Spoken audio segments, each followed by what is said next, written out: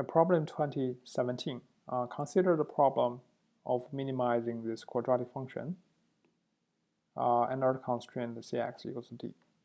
Okay, and A is a matrix with more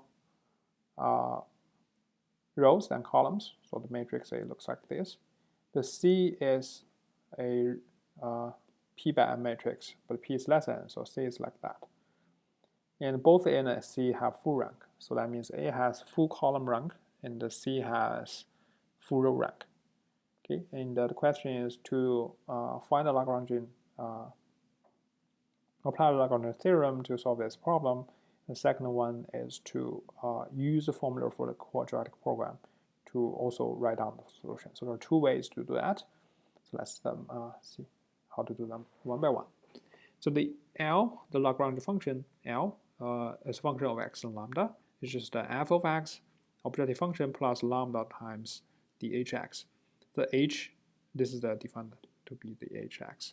Okay, and lambda is m-dimensional, p-dimensional, depending on the dimensionality of this h function, cx minus d. Okay, so the Lagrange condition is just that, d equals to 0, and then we can solve for, we can get these two conditions, 1, 2. Now the question is to solve for x.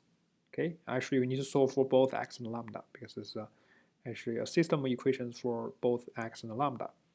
So to do that, so there are many ways to do that. I'm just showing you one way, which seems to be easy enough. Not actually easy enough, but at least it's something that we can do. We are trying to, I guess we are trying to take some inverse of matrices. So before that, so we need to make sure those inverse exists.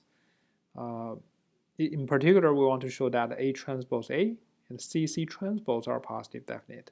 So this is some trick I have discussed in class. So if A is this kind of matrix and has full rank, then the A transpose A must be positive definite. Okay, so similarly, you can show that CC transpose positive definite. We probably need even more, but the idea is the same. Just try to show this kind of matrices are invertible. Okay, so from, as you can see from the equation A, we can solve for lambda. No, we can solve for x. So for this equal to 0, we'll move everything about lambda to the right-hand side, and also this constant term to the right-hand side. Then we only have A transpose A times x on the left, and then we take the inverse of the matrix A transpose A. Then we can solve for x. So we actually get a right x in terms of lambda. That's this. And this is where we're going to use the fact that A transpose A is positive definite since we inverted it. Okay, so now once we have this, we can put this formula back into here, and then we'll try to solve for lambda. Okay, once we get in there, then we get this equal to d, and then for solving for lambda is the same. You just put everything about lambda to the left on the left, and throw everything irrelevant to lambda to the right. And then in front of lambda, we'll have this matrix, and then take the inverse of this, apply the inverse of the matrix on both sides, we solve for the lambda. So again, here we need to show this is a positive definite matrix as well, and the trick is similar. Okay, I will not show that again, but you can try that. You definitely want to try that to show that this is the invertible matrix. Actually, it's a positive definite matrix. And then we have the actual solution for lambda. On the right-hand side, there's nothing, everything is known. Okay, so now once we have the lambda, we can just put this back into here, back into this lambda, and then we get the formula for x. Okay, it's a little bit complicated, but that's what this x looks like. And again, remember that to get this to work, we need to show that this matrix is invertible. Okay, so that's one way. Or we can do the second way.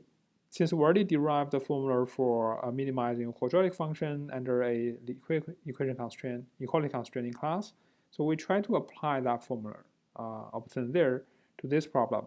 But there's a first step you need to do is to change the variable, because the objective function right now is this. okay, is this. It's not really in the form of X transpose QX, as simple as we did in class. So to do that, we realize that do a change of variable, we replace this by y, sorry, by ay. Okay, we set this to ay. We set this to ay, and then because A transpose A is invertible, it's positive definite, so it's invertible. So we can multiply A transpose on both sides, so we get that. And then we can write down, we can apply the inverse of this on both sides. Then we have to solve for y. So that's how we get this. So once we have y like this, we can substitute the objective function to this. Okay, and that is just this. Okay, and now here we have the actual matrix Q that is positive definite, and the constraint is simply ay equals 0. So now we can apply the formula there, and we got this, okay, from class. Well, we only got the y here, but to actually get the solution x like this one, we need to look at this one right here. So since we can write y in terms of x, we can do the same for x. We can just move this to the right, put negative b to the right, and apply A transpose and take the inverse of A transpose A, and then we can write x in terms of y, and then just substitute this y back in. We'll get a formula for x, and that eventually is the same as this one. Okay, the formula is pretty long, but it's something that's just straightforward to do.